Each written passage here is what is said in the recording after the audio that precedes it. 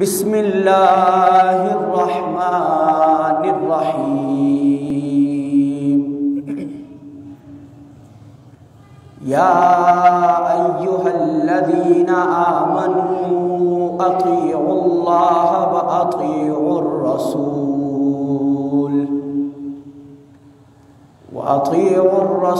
وأولی الأمر منکم فَإِن تَنَازَعْتُمْ فِي شَيْءٍ فَرُدُّوهُ إِلَى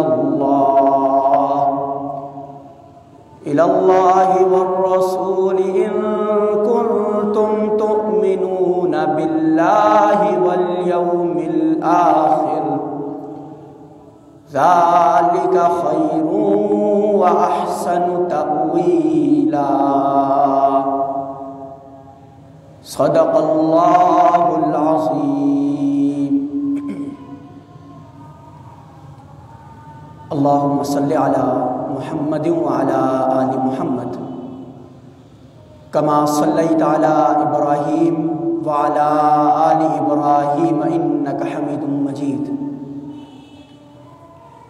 اللہم بارک علی محمد وعلی آل محمد کما بارکت علی ابراہیم وعلی آل ابراہیم انک حمید مجید۔ رب اشرح لی صدری ویسر لی امری واحلل عقدۃ من لسانی یفقہوا قولی۔ محترم عزیزوں، بزرگوں، نوجوانوں، بچوں، پردہ دار ماؤں اور بہنوں، سورۃ النساء کی ایک آیت آپ کے سامنے تلاوت کی ہے۔ اس آیت کریمہ میں اللہ رب العالمین اہل ایمان سے مخاطب ہے، یعنی ان لوگوں سے خطاب فرمایا جا رہا ہے جو اللہ پر ایمان لاتے ہوں اور اللہ کو ایک مانتے ہوں، نبی اکرم صلی اللہ علیہ وسلم کی رسالت، آپ کی ختم نبوت پر یقین رکھتے ہو اور قرآن کریم کو آخری کتاب اور کتاب ہدایت کے طور پر تسلیم کرتے ہو اور اس دنیا کے گزر جانے، سمٹ جانے اور آخرت قائم ہو جانے پر ان کا ایمان ہو، ایسے لوگ اہل ایمان کہلاتے ہیں۔ ایسے لوگوں کو خطاب کرتے ہوئے اللہ رب العالمین اس آیت میں ارشاد فرما رہے ہیں کہ یا ایھا الذین آمنوا، اے لوگوں جو ایمان لے کر آئے ہو، اطیعوا اللہ واطیعوا الرسول واولی الامر منکم، اللہ کی اطاعت کرو اور اللہ کے رسول صلی اللہ علیہ وسلم کی اطاعت کرو، واولی الامر منکم، اور تم میں جو اولو الامر ہو، اولو الامر سے مراد جو حاکم ہو اس کی اطاعت کرو، وَأُولِي الْأَمْرِ مِنْكُمْ۔ پہلی بات جو ارشاد فرمائی کہ اطیعوا اللہ، کہ اللہ کی اطاعت کرو، تو اللہ کے نام کے ساتھ اطیعوا کا لفظ لایا گیا۔ پھر دوسرا جملہ کہ اطیعوا الرسول، رسول صلی اللہ علیہ وسلم کی اطاعت کرو، تو اس میں بھی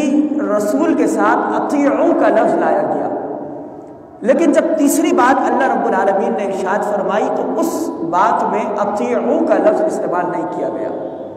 اور کہا گیا کہ وَأُولِي الْأَمْرِ مِنْكُمْ، کہ تم میں سے جو صاحب اقتدار ہو، جو حاکم اور حکمران ہو، اس کی بھی اطاعت کرو۔ دراصل اللہ رب العالمین کا مقصود یہ ہے کہ جس طرح اللہ کی اطاعت ہے، جس طرح رسول اللہ کی اطاعت ہے، اولو الامر کی اطاعت اور حاکم وقت کی اطاعت اس طرح نہیں ہے، بلکہ ان اطاعتوں کے اندر کوئی فرق موجود ہے، اور وہ فرق یہ ہے کہ جب اللہ کی طرف سے کوئی حکم آئے تو فوری طور پر اس کو تسلیم کر لینا چاہیے، جب رسول اللہ کی طرف سے کوئی حکم آئے تو فوری طور پر اس کو تسلیم کر لینا چاہیے اور اس کی اطاعت کرنی چاہیے۔ لیکن جب حاکم وقت کوئی حکم دے تو فوراً اس حکم کو نہیں ماننا ہے، بلکہ دیکھنا یہ ہے کہ آیا اللہ اور اس کا رسول صلی اللہ علیہ وسلم ان کا بھی حکم اسی حاکم وقت کے مطابق ہے یا نہیں ہے۔ اگر حاکم وقت کے مطابق ہے تو فیصلہ قبول کیا جائے اور اس کو مانا جائے، اور اگر کوئی نہ مانے تو پھر یہ بغاوت کے زمرے کے اندر آتا ہے، وہ شخص باغی اور سرکش کہلاتا ہے۔ لیکن اگر حاکم وقت اللہ کی اور رسول کی اطاعت کے خلاف حکم دے اور ان کے احکامات کے خلاف حکم دے تو اولو الامر کی اطاعت کرنا یہ ضروری نہیں ہے۔ لا طاعت لمخلوق فی معصیت الخالق، کہ مخلوق کی اطاعت خالق کی نافرمانی میں یہ جائز نہیں ہے۔ لا طاعت، نہیں ہے اطاعت، فی مخلوق فی معصیت الخالق، خالق کی نافرمانی میں مخلوق کی کوئی اطاعت قبول نہیں کی جائے گی۔ نبی کریم صلی اللہ علیہ وسلم اور صحابہ کرام کے دور میں، خلفائے راشدین کے دور میں اس قسم کے واقعات ہوئے ہیں کہ ایک صحابی کو اور ایک شخص کو جو ہے کسی جگہ پر امیر بنا کر بھیجا گیا، تو وہ بہت زیادہ سخت تھے اور اس قدر ان کے اندر سختی موجود تھی کہ اگر کوئی کسی حکم کو نہ مانے تو فوراً وہ طیش میں آ جایا کرتے تھے۔ تو انہوں نے ایک مرتبہ جو ان کے ساتھ دیگر افراد موجود تھے ان سے کہا کہ ایک بڑا گڑھا کھودا جائے۔ تو ان کے ساتھ جو لوگ موجود تھے انہوں نے ایک بڑا گڑھا کھودا، پھر کہا کہ لکڑیاں جمع کرو، لکڑیاں جمع کر کے لاؤ اور اس گڑھے کے اندر پھینک دو۔ لکڑیاں لائی گئی، جمع کی گئی اور گھڑے کے اندر ڈال دی گئی۔ پھر انہوں نے کہا کہ اس کو آگ لگا دی جائے، اس گھڑے کو، ان لکڑیوں کو، اس کے اندر آگ بھڑکائی گئی۔ تو چونکہ ان لوگوں نے وہ جو امیر مختص کیا گیا تھا اس امیر کی اطاعت نہیں کی تھی، لہذا اس امیر نے کہا کہ اب اس گھڑے کے اندر یہ جس کے اندر آگ جل رہی ہے اس کے اندر کود جاؤ۔ تو اب لوگ ٹھہر گئے، انہوں نے کہا کہ ہم کودنے کے لیے تیار نہیں ہیں۔ پوچھا کہ کیوں؟ کہا کہ جو عذاب اللہ رب العالمین نے مختص کیا ہے، یعنی آگ میں جلا دینے والا عذاب، کسی بندے کو یہ زیب نہیں دیتا، کسی انسان کو یہ زیب نہیں دیتا کہ وہ کسی شخص کو اس قسم کا عذاب دے۔ آگ میں جلانا یہ اللہ کا کام ہے، بندوں کا کام نہیں ہے۔ لہذا انہوں نے جب دیکھا کہ امیر حکم دے رہا ہے کہ آگ میں جل جاؤ تو وہ رک گئے۔ بعد میں جب نبی کریم صلی اللہ علیہ وسلم کو معلوم ہوا تو آپ علیہ السلام نے فرمایا کہ اگر وہ آگ میں کود جاتے تو جہنم کے اندر چلے جاتے، تو خودکشی کے زمرے میں آ جاتا اور نافرمانی میں اللہ اور اس کے رسول صلی اللہ علیہ وسلم کی نافرمانی کے حوالے سے یہ حکم پورا کیا جاتا۔ لہذا جب آگ کا عذاب دیا جائے گا تو وہ اللہ کی طرف سے ہوگا، کسی بندے کی طرف سے نہیں ہوگا۔ ہم اس کی کئی مثالیں اپنے ارد گرد بھی دیکھتے ہیں۔ گزشتہ 1.5 مہینہ قبل غالباً سیالکوٹ میں ایک واقعہ پیش آیا کہ ایک غیر مسلم شخص تھا، اس کو لوگوں نے پکڑا اور جلا ڈالا۔ یعنی یہ انسانوں کو یہ زیب نہیں دیتا کہ وہ اللہ کے کام کے اندر مداخلت کرے اور آگ کا عذاب، جلا دینے والا عذاب کسی کو دے۔ فرمایا کہ یا ایھا الذین آمنوا اطیعوا اللہ واطیعوا الرسول واولی الامر منکم، اے لوگوں جو ایمان لائے ہو اللہ کی بھی اطاعت کرو، رسول اللہ کی بھی اطاعت کرو اور اولو الامر کی بھی اطاعت کرو۔ نبی کریم صلی اللہ علیہ وسلم کی ایک بڑی بہترین روایت ہے، اور روایت جو حضرت عرباض ابن ساریہ رضی اللہ تعالی عنہ سے مروی ہے۔ حضرت عرباض ابن ساریہ رضی اللہ عنہ بڑے برگزیدہ صحابی ہیں۔ وہ فرماتے ہیں کہ ایک مرتبہ نبی کریم صلی اللہ علیہ وسلم نے ہمیں نصیحت فرمائی، وعظنا رسول اللہ صلی اللہ علیہ وسلم موعظۃ بلیغۃ، ایک بہترین نصیحت نبی کریم صلی اللہ علیہ وسلم نے ہمارے سامنے بیان فرمائی۔ اور نبی کریم صلی اللہ علیہ وسلم کا معمول تھا کہ روزانہ کی بنیاد پر صحابہ کرام کو نصیحت نہیں کیا کرتے تھے، کیونکہ جو نصیحت روزانہ کی جائے، بار بار ٹوکا جائے اور بار بار کہا جائے تو انسان جو ہے اس کے خلاف ہو جاتا ہے، اس پر عمل نہیں کرتا، وہ اس کا ذہن اس بات کو تسلیم نہیں کرتا کہ اس کو بار بار متنبہ کیا جائے، بار بار ٹوکا جائے، بلکہ نصیحت مختصر ہونی چاہیے اور جامع ہونی چاہیے اور کبھی کبھی ہونی چاہیے۔ ہفتے میں 1 مرتبہ 2 مرتبہ یہ نصیحت کافی ہے، اس سے زیادہ نبی کریم صلی اللہ علیہ وسلم نصیحت نہیں کیا کرتے تھے۔ تو صحابی فرماتے ہیں حضرت عرباض ابن ساریہ رضی اللہ عنہ کے نبی اکرم صلی اللہ علیہ وسلم نے ہمیں نصیحت فرمائی، اور ایسی نصیحت تھی کہ وجلت منها القلوب، کہ اس نصیحت کے نتیجے میں ہمارے دل ان کے اوپر لرزہ طاری ہو گیا، ہمارے دلوں کے اوپر ایسی بہترین نصیحت فرمائی۔ اور وزرفت منها العیون، اور ہماری آنکھیں، ان آنکھوں سے آنسو بہہ پڑے، ایسی زبردست نصیحت نبی کریم صلی اللہ علیہ وسلم نے ہمیں ارشاد فرمائی کہ ہمارے دل لرز اٹھے خوف سے، اللہ کے ڈر اور اللہ کے خوف سے لرز اٹھے، اور ہماری آنکھوں کے اندر آنسو اس قدر بہہ پڑے۔ پھر صحابی فرماتے ہیں کہ فقلنا یا رسول اللہ، ہم نے نبی کریم صلی اللہ علیہ وسلم سے کہا کہ اللہ کے رسول کأنہا موعظۃ مودع، آپ نے ہمیں ایسی نصیحت ارشاد فرمائی ہے کہ گویا کہ آپ ہم سے رخصت ہونے والے ہیں، ایسی بہترین نصیحت آپ نے ہم سے کی ہے، لہذا فاوصنا، آپ ہمیں مزید وصیت کیجئے۔ وصیت کا مطلب کہ جب کوئی شخص اس دنیا سے رخصت ہو رہا ہو تو وصیت کرتے ہوئے اس دنیا سے رخصت ہوتا ہے۔ عموماً لوگ میراث کے حوالے سے، اپنے ترکہ جو انہوں نے چھوڑا ہوتا ہے اس کے حوالے سے وصیت کرتے ہیں، اور بھی دیگر وصیتیں۔ تو صحابی کہتے ہیں کہ ہم نے نبی کریم صلی اللہ علیہ وسلم سے فرمایا کہ یا رسول اللہ، آپ نے ہمیں ایسی نصیحت کی گویا کہ آپ ہم سے جدا ہو رہے ہیں، کانہا موعظۃ مودع، لہذا فاوصنا، آپ ہمیں کچھ وصیت بھی کیجیے۔ تو نبی کریم صلی اللہ علیہ وسلم نے اس موقع پر 4 باتوں کی وصیت فرمائی۔ پہلی بات، قال اوصیکم بتقوی اللہ عز وجل، کہ میں تمہیں وصیت کرتا ہوں کہ اللہ رب العالمین کا خوف اپنے دلوں کے اندر پیدا کرو۔ بتقوی اللہ عز وجل، عز وجل وہ اللہ جو غالب ہے اور زبردست ہے، اس اللہ رب العالمین کا تقوی اختیار کرو۔ یعنی اپنے معاملات کے اندر، اپنی پوری زندگی کے اندر تم جو بھی قدم اٹھاؤ وہ قرآن و سنت کے مطابق اٹھاؤ، قرآن و سنت کی خلاف ورزی اور اللہ کے احکامات کو توڑنے کا معاملہ ہرگز اختیار نہ کرو۔ لہذا پہلی وصیت، اوصیکم بتقوی اللہ عز وجل، اللہ رب العالمین کا تقوی تم اختیار کرو۔ دوسری وصیت جو نبی کریم صلی اللہ علیہ وسلم نے فرمایا کہ والسمع والطاعۃ، سمع اور طاعت کا کام کرو۔ سمع اور طاعت کا کیا مطلب ہے؟ سمع اور طاعت کا مطلب یہ ہے کہ سنو اور مانو۔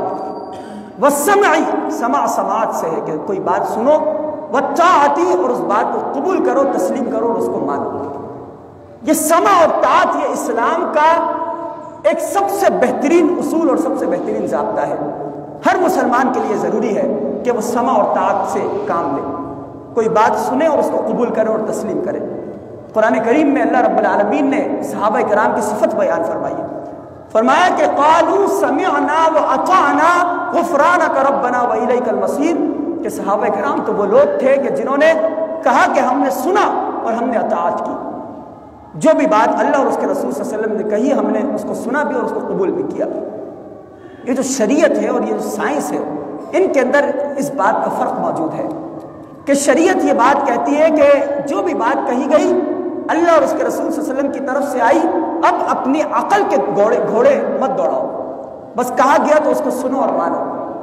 عقل کے گھوڑے دوڑانا کہ یہ کیوں کہا گیا، کس لیے کہا گیا، یہ عمل کیوں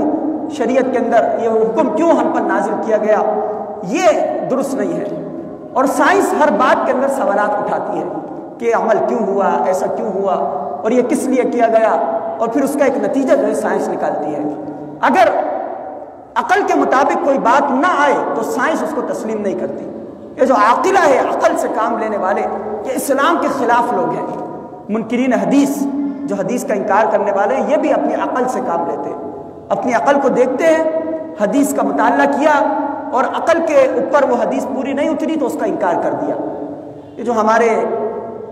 تحریک پاکستان کے حوالے سے پرانے لوگوں کے اندر ایک نام آتا ہے سر سید احمد خان کا، تو سر سید احمد خان بھی انہی شخصیات کے اندر شامل ہے کہ جو اپنی عقل سے کام لینے والے تھے۔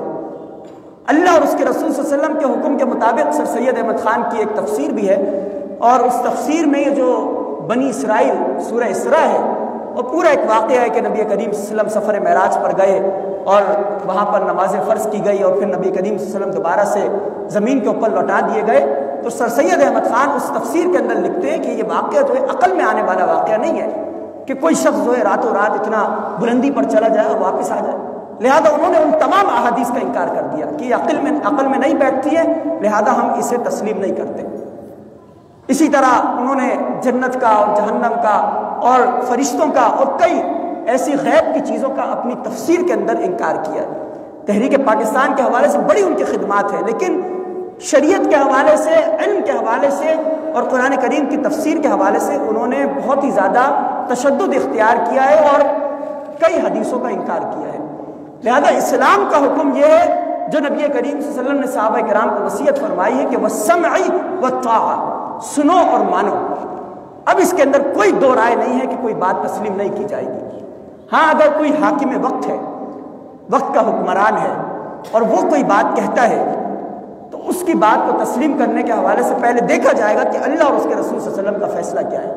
اگر وہ اللہ اور اس کے رسول کے فیصلے کے مطابق حکم دے رہے ہیں تو پھر مانی جائے بات، ورنہ نہ مانا جائے۔ نبی کریم صلی اللہ علیہ وسلم اور صحابہ کرام کے دور میں حضرت عمر فاروق رضی اللہ تعالیٰ عنہ کا دور تھا اور وہ منبر پر خطبہ دے رہے تھے،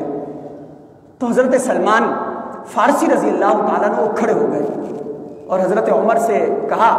کہ لا سمع ولا طاعہ، کہ امیر المومنین نہ ہم آپ کی بات کو سنیں گے اور نہ آپ کی بات کو مانیں گے، ہم آپ کی اطاعت کو تسلیم نہیں کریں گے۔ حضرت سلمان فارسی رضی اللہ تعالیٰ عنہ انتہائی بزرگ صحابی تھے اور بڑے برگزیدہ صحابی، اور وہ کئی مراحل سے گزر کر حق کی تلاش کرتے کرتے نبی کریم صلی اللہ علیہ وسلم تک پہنچے تھے اور انہوں نے ایمان کو قبول کیا تھا،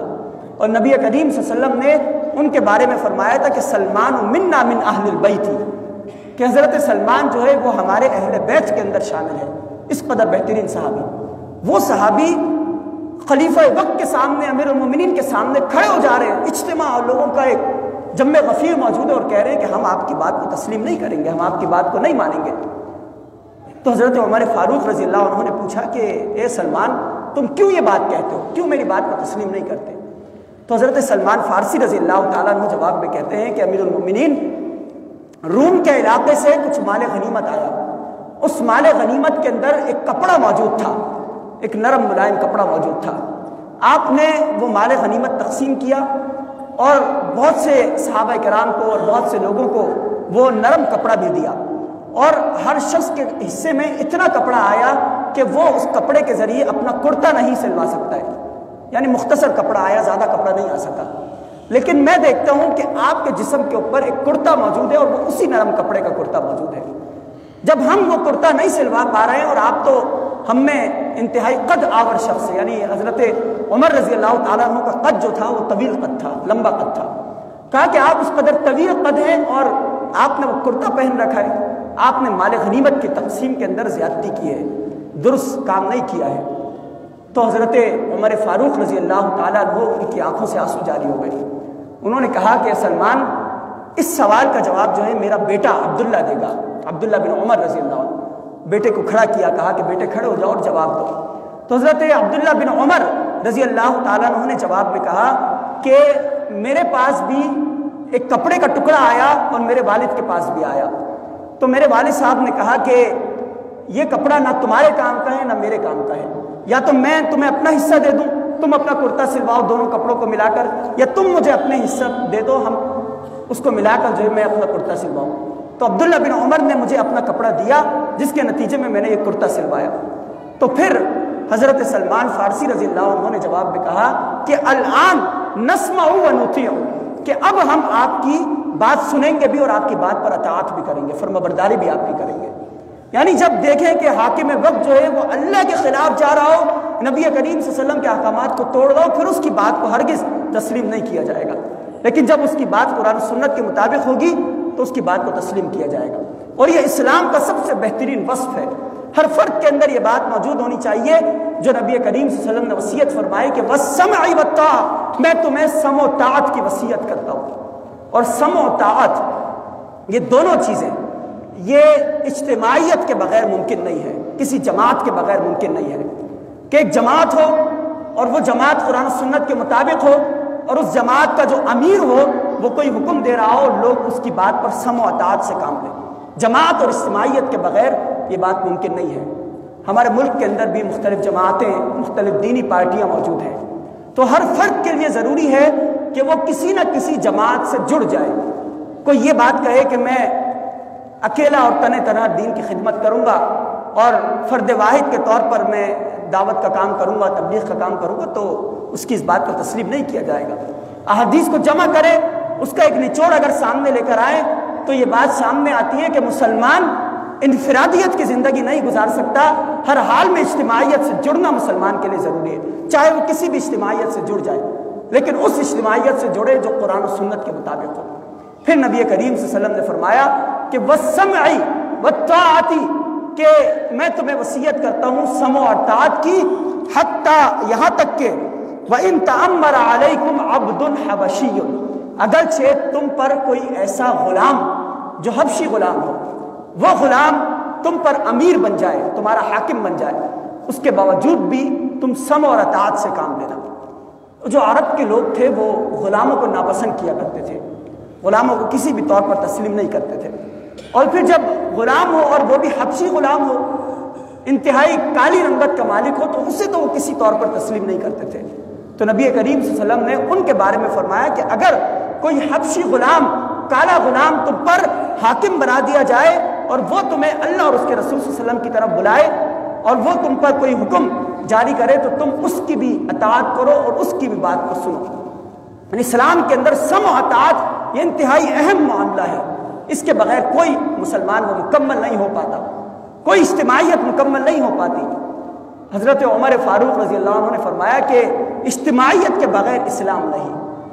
اور امیر کے بغیر کوئی اجتماعیت نہیں، اور جب تک کوئی امیر کی بات کو نہیں مانے گا گویا کہ اس کے اندر اسلام داخل نہیں ہوگا۔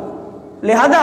دوسری وصیت جو نبی کریم صلی اللہ علیہ وسلم نے فرمائی کہ سمع و اطاعت سے کام لو، اگرچہ تم پر کوئی کالا اور حبشی غلام مسلط کر دیا جائے اس کے باوجود بھی تم سمع و اطاعت سے کام لو۔ پھر آگے نبی کریم صلی اللہ علیہ وسلم نے فرمایا کہ فَإِنَّهُ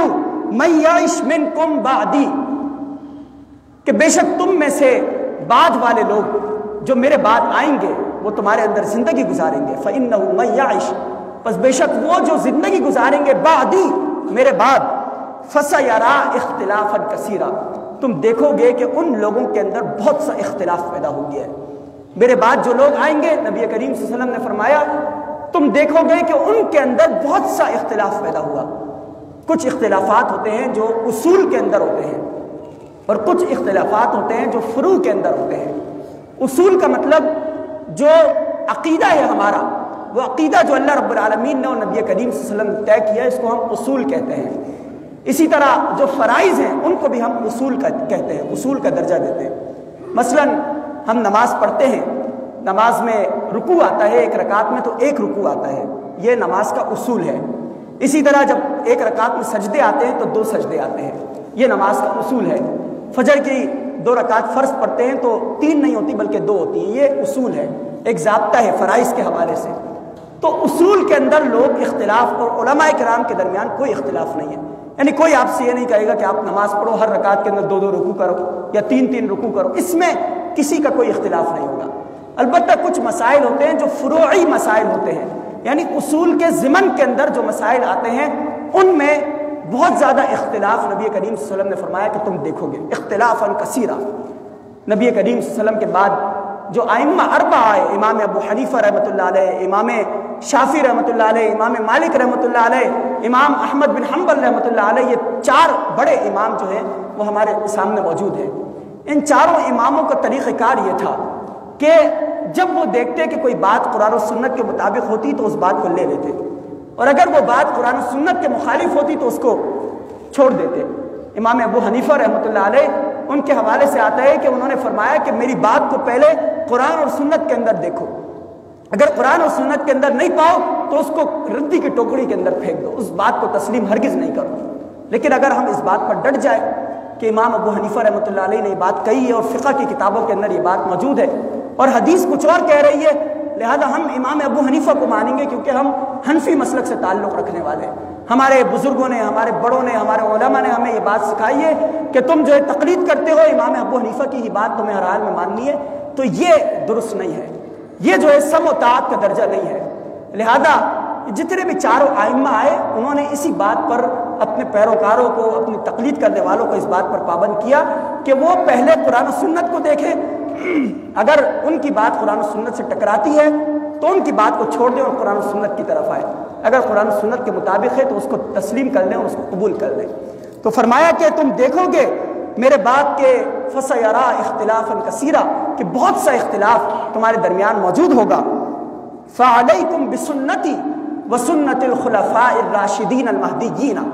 جب اختلاف دیکھو تو فَعَلَيْكُمْ بِسُنَّتِي، تم میری سنت کو تم لازم پکڑ لو، وَسُنَّتِ الْخُلَفَاءِ الرَّاشِدِينَ الْمَهْدِيِّينَ،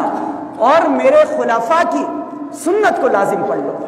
اور خلفاء سے مراد وہ خلفاء ہیں جو خلیفہ راشد بھی ہے اور ہدایت یافتہ بھی ہے۔ اہل سنت کا اس بات پر اجماع ہے، متفقہ اجماع ہے کہ جو 4 بزرگ صحابہ کرام ہمارے درمیان گزرے ہیں، حضرت ابو بکر، حضرت عمر، حضرت عثمان، حضرت علی رضوان اللہ علیہم اجمعین، یہ 4 صحابہ کرام جو ہیں یہ خلیفہ راشد تھے، خلیفہ راشد بھی تھے اور مہدیین بھی تھے، ہدایت یافتہ بھی تھے۔ بعض لوگوں نے حضرت حسن جو 5ویں خلیفہ تھے اور 5 مہینے کے لیے خلیفہ بنے، ان کو بھی خلیفہ راشد کے طور پر تسلیم کیا، اور اس کی وجہ یہ کہ نبی کریم صلی اللہ علیہ وسلم کی حدیث ہے کہ میرے بعد جو ہے خلافت راشدہ آئے گی وہ 30 سال پر مشتمل ہوگی۔ لہذا ان لوگوں نے جب ان 5 خلفاء کے دور کو گنا تو یہ 30 سال کا عرصہ بنتا ہے۔ لہذا حضرت حسن رضی اللہ تعالیٰ عنہ کو بھی کچھ لوگ خلیفہ راشد کے طور پر تسلیم کرتے ہیں۔ تو نبی کریم صلی اللہ علیہ وسلم نے فرمایا کہ جب تم اختلاف دیکھو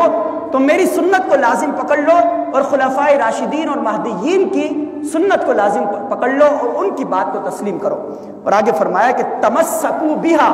وعضوا علیہا بالنواجذ، 2 باتیں ارشاد فرمائے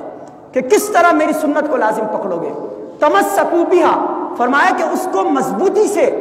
پوری گرفت اور پوری قوت کے ساتھ پکڑو۔ وعضوا علیہا بالنواجذ، اور یہ جو نواجذ ہیں یہ جو ڈاڑیں ہوتی ہیں، ایک ڈاڑے کے معنی میں بھی آتا ہے اور دوسرا یہ جو ہمارے نوکیلے دانت ہوتے ہیں، اوپر 2 اور نیچے کی طرف 2، یہ جو جانور ہوتے ہیں جن دانتوں کے ذریعے وہ کسی دوسرے جانور کو چیر پھاڑ دیتے ہیں اور اس کا شکار کرتے ہیں، تو ہمارے بھی یہ جو دانت ہے اس کی طرف نبی کریم صلی اللہ علیہ وسلم نے ارشاد فرمایا کہ جب تم بہت زیادہ اختلاف دیکھو تو میری سنت کو اور خلفاء راشدین کی سنت کو اس طرح مضبوطی کے ساتھ اپنے دانتوں کے ذریعے پکڑ لو اور اس کے خلاف کوئی بھی عمل نہ کرو، ہرگز کوئی عمل نہ کرو۔ اور آگے فرمایا کہ وَإِيَّاكُمْ وَمُحْدَثَاتِ الْأُمُورِ، کہ تم دین میں نئی نئی باتیں پیدا کرنے سے بچو اور پرہیز کرو۔ فَإِنَّ كُلُّ مُحْدَثَةٍ بِدْعَةٍ وَكُلُّ بِدْعَةٍ ضَلَالَةٍ، بے شک دین میں جو بھی نئی بات پیدا کی جائے گی وہ بدعت ہے اور ہر بدعت گمراہی ہے، وَكُلُّ ضَلَالَةٍ فِي النَّارِ، اور ہر گمراہی جہنم کی آگ میں لے جانے والی ہے۔ بدعت کی ایک مختصر سی تعریف آپ کے سامنے بیان کر کے اپنی بات کو مکمل کروں گا۔ نبی کریم صلی اللہ علیہ وسلم کی احادیث کے مطابق بدعت کی جو تعریف ہمارے سامنے آتی ہے وہ یہ کہ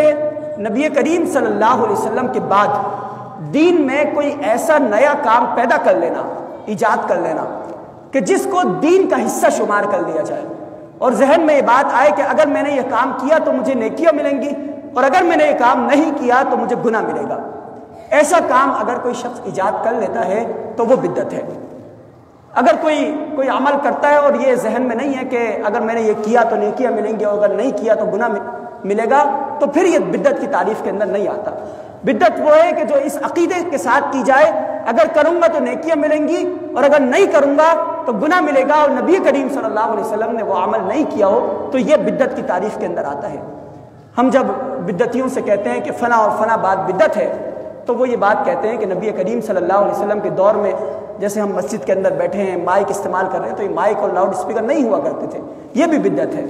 نبی کریم صلی اللہ علیہ وسلم کے دور میں پنکھے نہیں تھے، اس طرح کی دیواریں اور ماربل اور ٹائل وغیرہ موجود نہیں تھے، آپ اس قسم کی چیزیں استعمال کر رہے ہو، یہ بدعت ہے۔ یعنی بدعت کی تعریف انہوں نے اس طرح گڑبڑ کر دی ہے کہ جو طریقہ نبی کریم صلی اللہ علیہ وسلم کے دور میں نہیں تھا اب ہوگا تو وہ بدعت ہے۔ بدعت یہ نہیں ہے، بلکہ بدعت یہ ہے کہ آپ دین کے اندر کوئی چیز لے آئیں، کوئی نئی بات لے آئیں اور اسے اس طرح کریں کہ اگر ہم نے نہیں کیا تو ہمیں گناہ ملے گا۔ لہذا یہ 4 باتوں کی وصیت نبی کریم صلی اللہ علیہ وسلم نے صحابہ کرام کو فرمائی۔ پہلی وصیت کہ میں تمہیں تقوی کی وصیت کرتا ہوں کہ ہمیشہ اللہ کا خوف اپنے دلوں کے اندر رکھو۔ دوسری وصیت کہ کسی اجتماعیت سے، کسی جماعت سے جڑ کر رہو اور سمع و طاعت کا